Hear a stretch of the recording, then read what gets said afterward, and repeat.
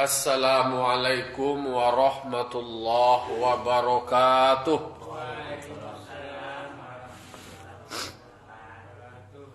Alhamdulillah. Alhamdulillahi rabbil alamin. Wa bihi nasta'inu ala umuri dunya wa din. Wassalatu wassalamu ala ashrafil anbiya'i wal mursalin.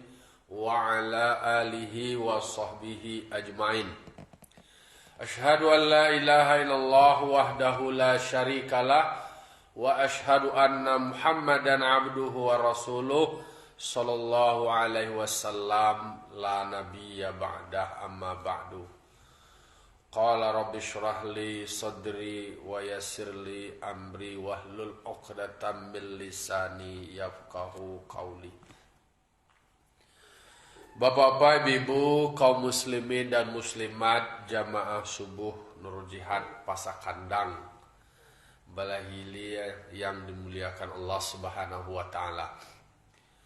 Puji serta syukur senantiasa kita ucapkan atas kehadirat Allah Subhanahu wa taala yang memberikan kita nikmat yang tak terhingga, tak bisa kita menghitung nikmat yang Allah berikan. Tinggalai bagi kita untuk senantiasa mensyukuri atas segala nikmat yang Allah berikan.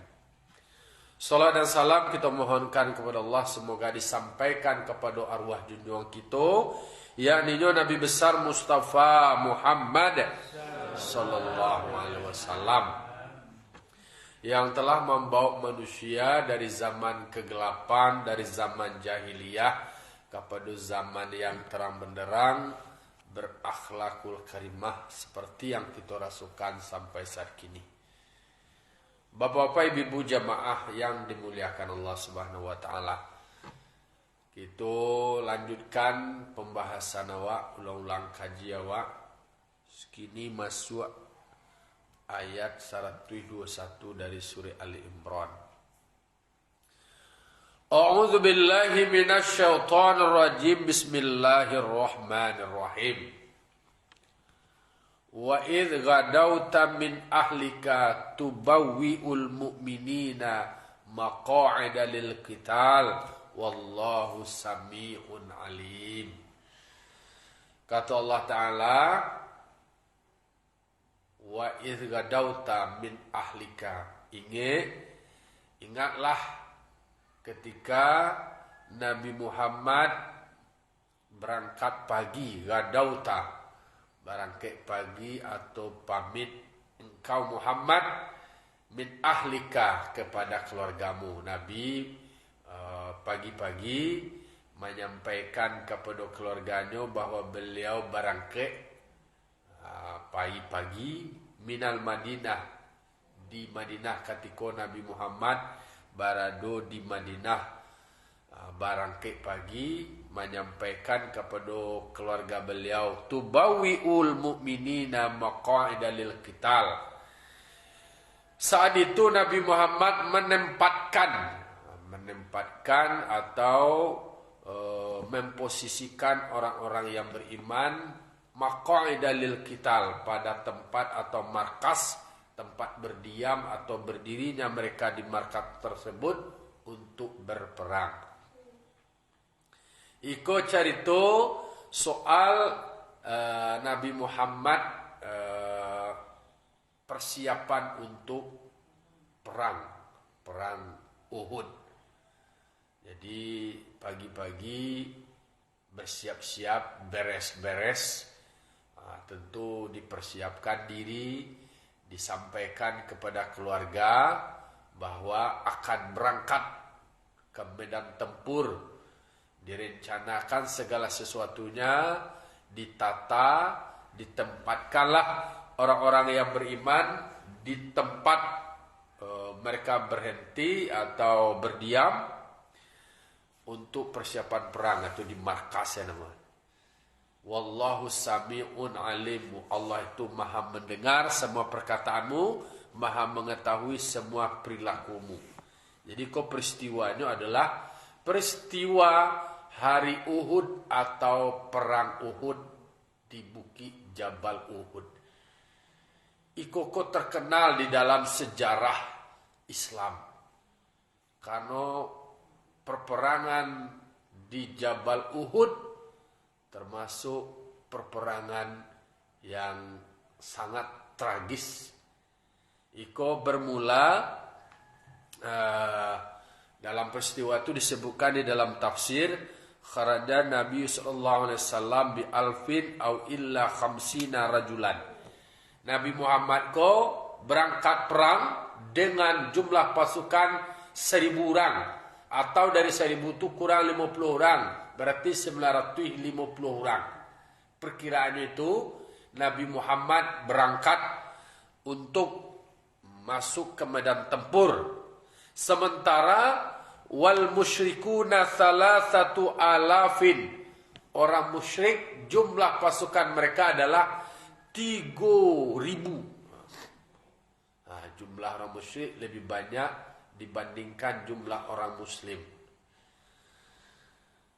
Wa nazala bisyu'bi, Nabi Muhammad menempatkan dirinya di bukit pada hari Sabtu. Berhenti di pertengahan bukit atau pinggang bukit di hari Sabtu itu. Di hari Sabtu 7 Syawal tahun ketiga Hijrah. Itu peristiwa. Berarti sebelumnya Nabi Muhammad mempersiapkannya di hari Jumat 6 Syawal. Di mana Nabi Muhammad sampai di Jabal Uhud itu di hari Sabtu tanggal 7 Syawal. Hari tahun ketiga dari Hijrah. Lah 3 tahun Nabi Muhammad berada di Madinah. Wa ja'ala zahrahu wa askarahu ila Uhud. Nabi Muhammad menjadikan punggungnya dan punggung pasukannya menghadap Jabal Uhud. Jadi punggungnya maduk ke Jabal Uhud. Bahasa awak itu membelakang. Membelakang dari Jabal Uhud. Lalu kemudian wasawwa sufufahum, Nabi Muhammad menata, menyusun semua pasukan, saf-saf pasukannya. Jadi itu bisa berkenaan pula dengan strategi perang. Jadi Nabi Muhammad termasuk tokoh yang ahli dalam strategi perang. Beliau tata wa ajlasa jaishan. Kemudian Nabi Muhammad menempatkan ada pasukannya yang ahli perang. Jadi ahli panah benar rumah, ahli panah. Wa ammara alaihim Abdullah bin Jubair, yang memimpin mereka adalah Abdullah bin Jubair. Jadi para ahli panah itu di antara pasukan Nabi dipimpin oleh Abdullah bin Jubair, yaitunya di puncak bukit di atas itu. Itu posisi dari Abdullah bin Jubair. Artinya adalah posisi Abdullah bin Jubair sebagai pasukan inti yang berada di puncak bukit. Tujuannya adalah untuk menjaga, mengendalikan, mengontrol orang mukmin yang berada di bawahnya. Kalau seandainya ada yang mengempur, langsung dipanah dari atas. Supaya dikontrol, diawasi, dikendalikan. Sehingga tidak ada kemungkinan orang-orang musyrik itu datang dari belakang. Karenalah ada posisi yang di atas. Lalu kemudian diingatkan, jangan pernah ada keluar dari barisan. Jangan pernah ada turun ke bawah.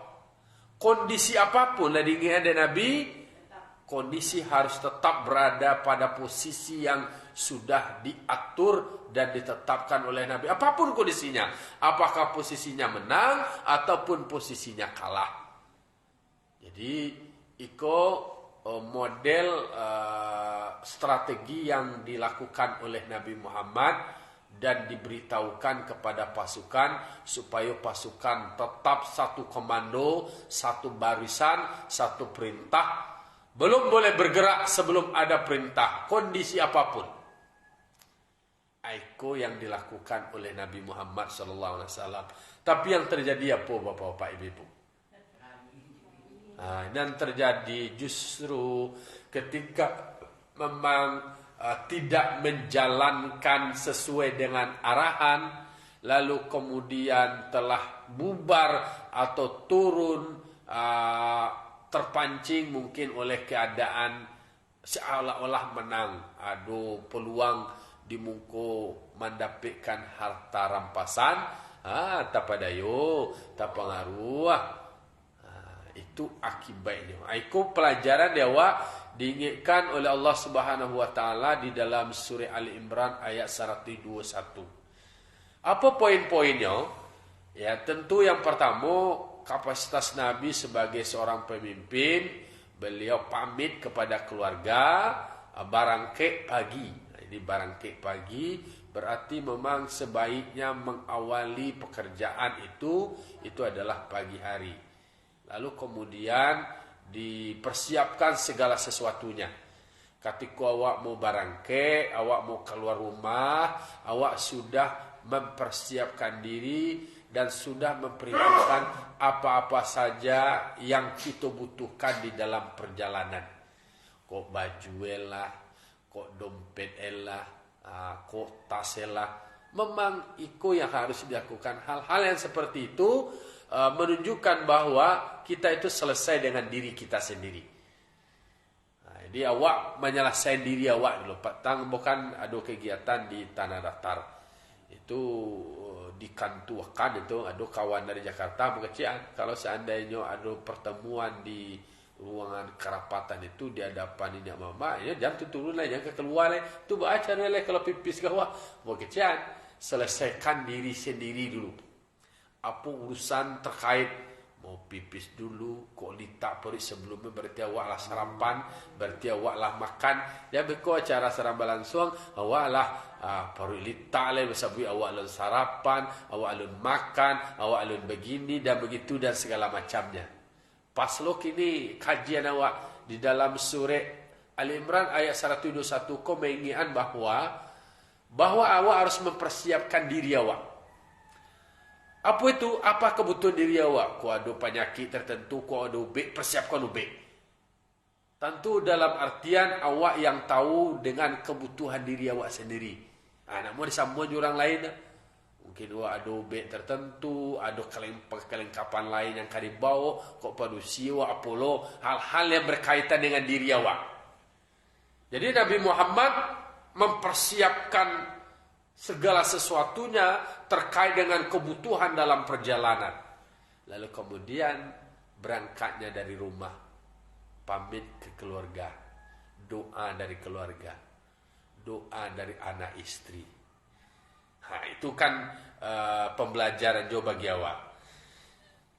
Jadi peristiwa itu adalah peristiwa ketika Nabi Muhammad sudah berada di Madinah. Jadilah di Madinah Nabi alun sanang orang musyrik oleh orang musyrik ke Makkah ko dan datang menyerang ke Madinah. Apa yang menyebabkan orang musyrik Makkah ko menyerang atau datang ke Madinah? Komandonya Abu Sufyan. Ketika beliau memang termasuk tokoh berpengaruh. Beliau yang merasakan malunya kalah saat perang Badar. Tak mau hilang harga diri aku. Dan tak mau kalau kalah tu tak kama muko kadian doa dolai. Awak sianu kuah. Awak ikut kuah. Masak sampai kalah lo. Jangan kalah bodoh nak namuah lo. Dan Abu Sufyan itu pada saat itu memang tidak mengakui Nabi Muhammad sebagai Nabi. Apa cara dia? Dia melakukan perlawanan. Ada cerita lain. Kita menang. Nabi Muhammad lenyap. Itu pikiran dari Abu Sufyan. Ayo. Dan Abu Sufyan kau dalam konteks berpikir bahwa bagi beliau itu, kalaupun kalah sebelumnya, masih mau bangkit lagi. Mau melakukan perlawanan beliau. Cara dibuat Abu Sufyan. sebanyak 3.000 orang pasukan. Dia bawa pasukan banyak, 3.000 jumlahnya.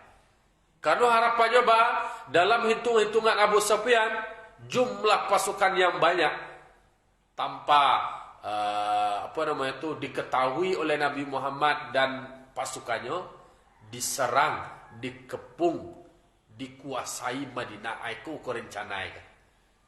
Tapi kan Nabi Muhammad itu beliau juga seorang pemimpin ahli lapangan, menguasai medan tempur. Beliau ahli strategi. Ketika ada wacana atau rencana dari kaum musyrik Makkah akan menyerang Madinah, Nabi Muhammad sudah memasang informene. Ada informene mato-mato untuk memantau apakah informasi itu benar. Kalau iya berarti semuanya harus dipersiapkan. Berarti informasi itu juga penting untuk kita melakukan langkah-langkah antisipasi. Berarti sejak dulu itulah adalah badan intelijennya. Jadi maka menarik sebenarnya konsep-konsep yang dilakukan Nabi itu yang diadopsi oleh negara-negara kini lah.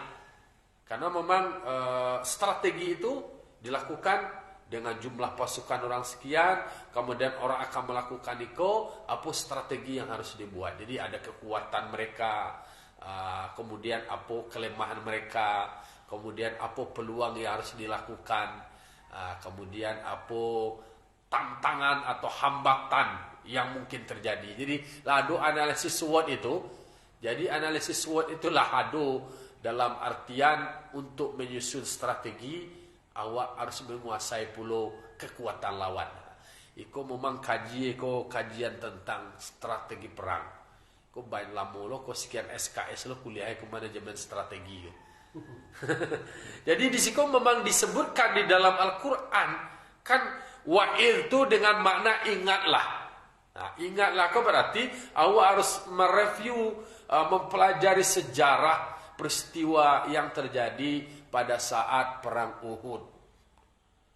Apa yang dilakukan oleh Nabi itu semuanya ditata rapi. Jadi ada kecil orang kini, orang manajemen itu ada POAK, ada planning, ada organizing, ada actuating dan controlling lah perencanaannya. Direncanakan oleh Nabi. Direncanakan oleh Nabi hari Jumat tanggal 6 Syawal tahun ketiga Hijriah. Nabi Muhammad menyusun pasukan, diberikan penugasan. Iko di pangka, ko letak ko di bawah, ko di tengah, ko di atas, ko nan ahli panah iko senjata iko yang harus lakukan. Lah dibagi pasukanlah, dibariskan, kemudianlah disusun, lah ditentukan pos-posnya, lah ditentukan tampe. Kini job description itu lah jelek. Aku posisi karajo Jadi manajemen organizing, pengorganisasian lah ditata dengan baik. Kamu ahli panah, posisi terletak di atas, di puncak, jangan turun-turun. Lah dingian, lah ada semacam pemberitahuan atau warning supaya tetap istiqomah. Kalau seandainya turun, potensi kalah akan terjadi.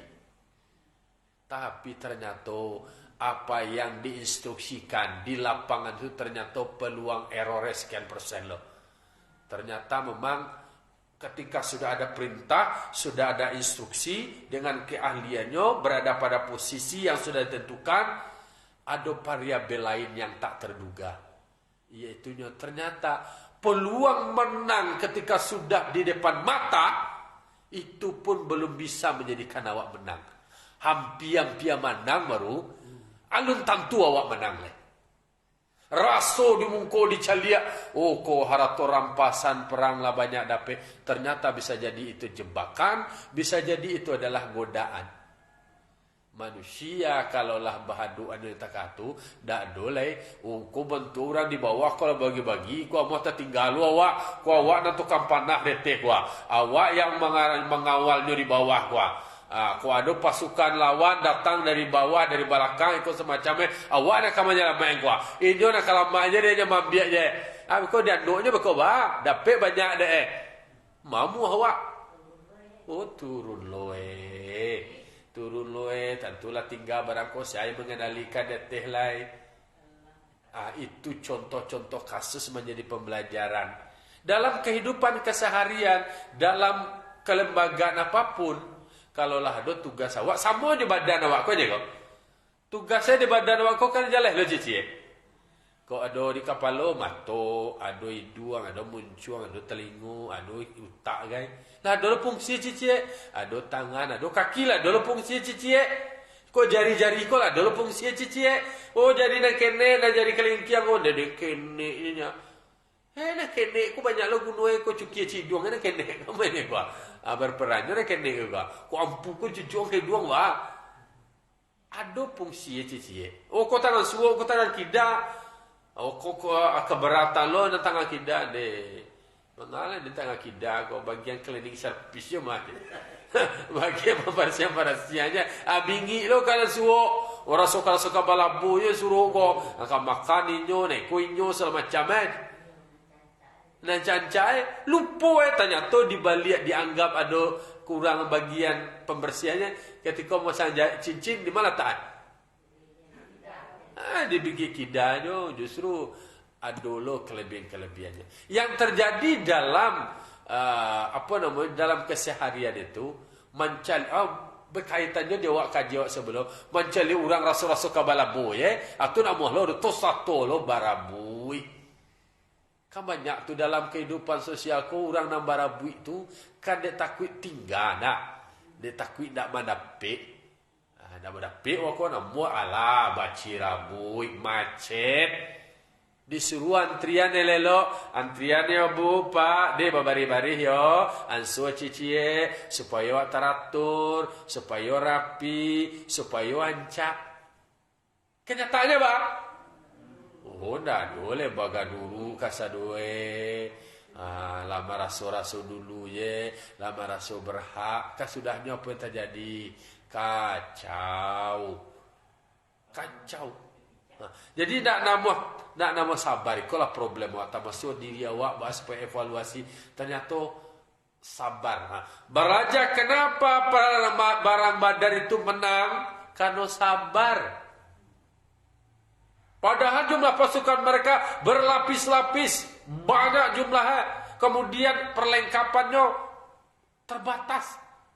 Lawan banyak perlengkapan senjata, tetapi dengan penuh keyakinan, sabar, konsisten, patuh terhadap arahan dan instruksi pimpinan, akhirnya bisa berjalan dengan baik.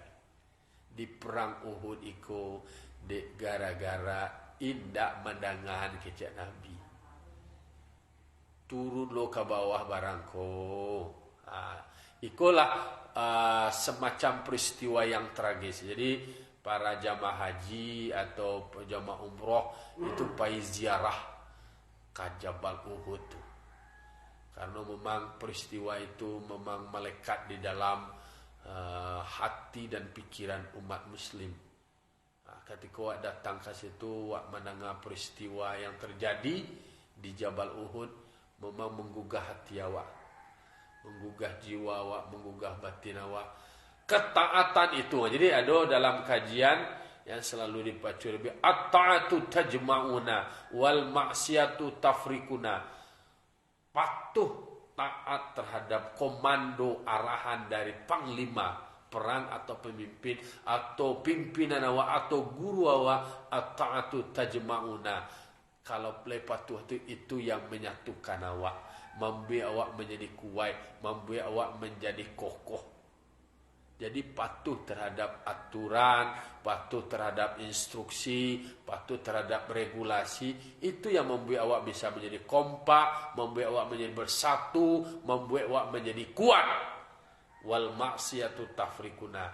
Kalaulah karengkang, kalaulah durhaku, kalaulah pahlawan, itu yang membuat awak pacah, itu yang membuat awak ebo, dan membuat awak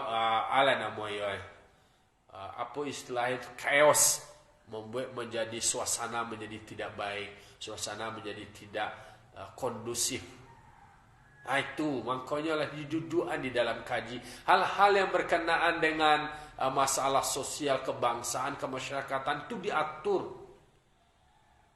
Kalau layamuh mengikuti aturan, wak menjadi teratur. Kalau lah teratur, wak terjadi nama equilibrium, keseimbangan, tanang, sadar berjalan sesuai dengan posisinya. Kalau di dalam adek, kalau di Jambu yang pulau, ada dinya mama, ada alim ulama, ada cerdik pandai, ada bunuh kanduang, ada pemuda, orang nambah jinih namu atau masuk posisi-posisi itu lah ditandai dengan pembagian tugas, pembagian kerja. Dalam teori manajemen itu dianggap suatu negara atau suatu masyarakat itu menjadi masyarakat yang maju kalaulah ditandai dengan pembagian kerja, pembagian tugas. Dan seorang dia memborong lah ada pembagian kerja, ada division of labor. Di dalam teori sosiologi tak katunya tu. Jadi ada pembagian kerja. Oh berarti kau lah maju kau. Dak karajonyo seorangnya. Kalau dan seorangnya ada namanya mohon maaf ada manajemen sate itu kan bisa langsung seorang. Kini ada lo kan sate lah banyak lo bagian kau bagian daging, kau bagian ketupat. Kalau itu kan mulai dari banyak lah ketupat. Membakar. Kalau salah seseorang itu istilah contoh umpama. Kini kau lah dibagi karajo masing-masing. Nenek mama kau fungsi, alim ulama kau fungsi, cerdik pandai kau fungsi, bunuh kanduang kau fungsi di nagari kau. Atau kata pulau nan mudolah ada kedudukan masing-masing. Di lembaga-lembaga, di kantor-kantor, itulah dulu pembagian karajo masing-masing. Diawai karajo awak sesuai dengan posisi awak. Dalam perperangan pun tak katu. Diajar dan Nabi. Maka soal baris berbaris itu diajar. Kau di dalam sejarah kau kan disebut kau. Bahwa Nabi wasawwa sufufahum. Nabi Muhammad menata, mengatur saf mereka. Mengatur barisan mereka. Ya istilahnya diajar PBB. Supaya batu disiplin. Disiplin disuruh barisannya bisa menjadi rapi, menjadi indah, langkahnya samu, kaki suwo, kaki suwo kasadoe, aku kamungko kasadoe, aku nanikolo berbaris tertata dengan baik. Jadi soal baris berbaris itulah diajarkan oleh Nabi. Kemudian soal pembagian kerja dibagi oleh Nabi, diatur oleh Nabi. Di mana posisinya, di mana tagak, di mana duduk, dibagi pos-posnya. Kalau seandainya karajo orang lo nak bawai dewa, heboh kesudahnya. Jangan sampai karajo orang lo dia wai. Kacau jadi dia. Jadi kita bekerja sama, berkolaborasi, sama-sama bekerja, tapi jangan karajo orang lo dia wai. Karajo awak nanti karajoan dia wai, berarti terjadilah keteraturan. Jadi banyak pembelajaran sebenarnya bagi awak di dalam konteks kehidupan bermasyarakat, termasuk berbangsa dan bernegara. Jadi adalah umpama suatu negara itu dikatakan negara maju kalau seandainya mereka itu adalah pembagian tugasnya, pembagian kerjanya sudah jelas. Orang tukang jahit dia kini membuat produksi baju yang banyak tu lah berbagi cici. Cie menjahit bagian tangan je, tangan je saudara. Cie lain. Bagian polanya pola kalau mau banyak. Kau bagian menguntiang kalau lah produksinya banyak itu contoh. Jadi kau menjadi pembelajaran dewa bahwa Nabi Muhammad menata. Allah ditunjuk adolo lidere di masing-masing posisi. Kalau memimpin di antara pasukan yang ahli panah itu namanya Abdullah bin Jubair. Di dudukan siapa itu nama organizing, pengorganisasian.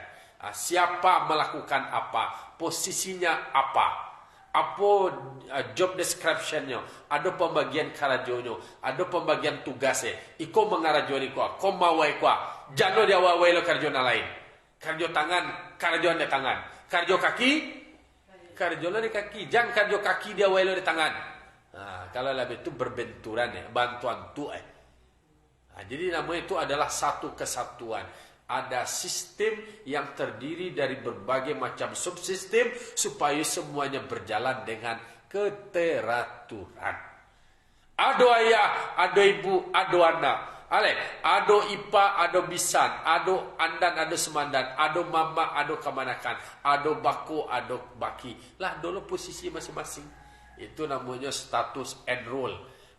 Status seseorang itu ada melekat peran dan fungsinya masing-masing. Lo peran eko, lo fungsi eko. Itu nak dia wai, itu nak karajuan. Jadi banyak pengembangannya, banyak pemahaman yang bisa kita ambil pelajaran dari ayat 121 surah Ali Imran. Peristiwa perang Uhud menyadarkan awak terkait dengan kegagalan atau kekalahan di dalam perperangan Uhud. Ba'a mengko bisa kalah, tentu awak cuba kana. Ba'a mengko pada saat perang Badar bisa menang. Diambil hikmah, diambil poinnya, ternyata kemenangan di perang Badar itu meskipun jumlah sedikit itu adalah karena memang sabar, kemudian patuh terhadap arahan, instruksi dari pimpinan. Wak tambah sayatnya masih berkaitan. Hammat ta'ifatani minkum. Ketika bertemu dua kelompok di antara kamu, Banu Salamah dan Banu Harithah, dua sayap pasukan, antafshala, bahwa mereka berdua itu takwi parang ya. Iko posisi ternyata ba'a mangko ndak bisa manang dek karena ada di antara mereka takwi di tengah jalan, takwi parang. Hanya balik tu yang penggeraknya tu ada Abdullah bin Ubay al-Munafik di antara pasukan itu. Dan 1000 tadi atau 950 tu adulu sabanyak adu disebutkan. Itu mereka dalam sejarah disebutkan jumlah ada 300 orang dipengaruhi di Abdullah bin Ubay Munafik. Ada yang berkhianat di dalam pasukan itu.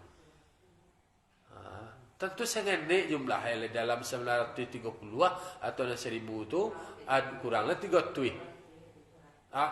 Ternyata kan berdampak secara psikologis itu. Lari dari medan tempur, nak mau barangke, nak mau payi, main lila aja, main indah-indah aja.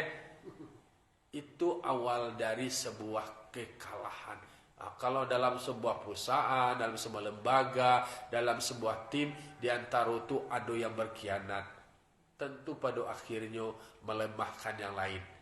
Iko yang terjadi kok potret realitas kehidupan awak di antara 10 anggota awak, di antara mereka itu ada yang berkhianat.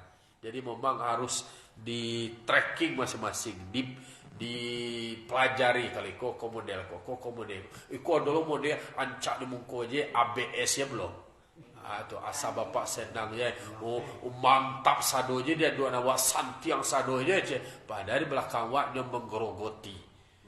Banyak sejarah-sejarah yang terjadi baik pada dinasti Umayyah.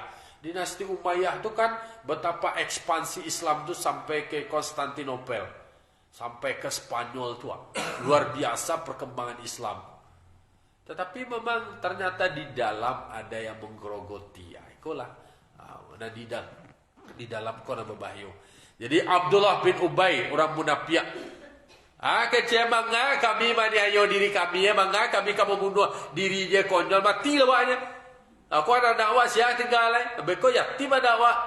Aku bini awak jando ko urang nak muntung aja je. Mangga apa paina parang itulah yang terjadi pada saat terjadinya peristiwa-peristiwa di dalam perperangan itu, terjadinya kekalahan, kegagalan itu karena memang ada yang berkhianat. Ada yang mempengaruhi yang lain. Dia mulai kecil je kok. Di komporido dan lain. Di sentak-sentak sama cerita anak bertujuan itu kan ada cerita anak bertujuan. Ada sama-sama kena-kena lu anak bertujuan jago kakak apa namanya ram.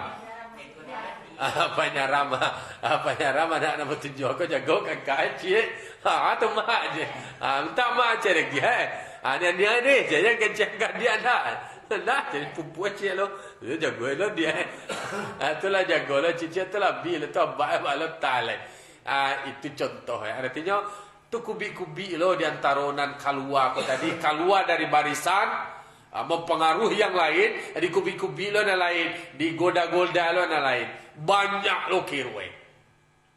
Ayo buat lo argumentasi dibuat lo alasan-alasannya mangana mau pipara awak mati lah awaknya mangangu awak bahagia tak katuje. Kau mati awak tu babi ni awak, tu anak awak. Barat tu awak, kurai duit nak kamu jalan mainnya, kau bini awak jak kau. Hai kurai duit lah mengapa ngambilnya kau je.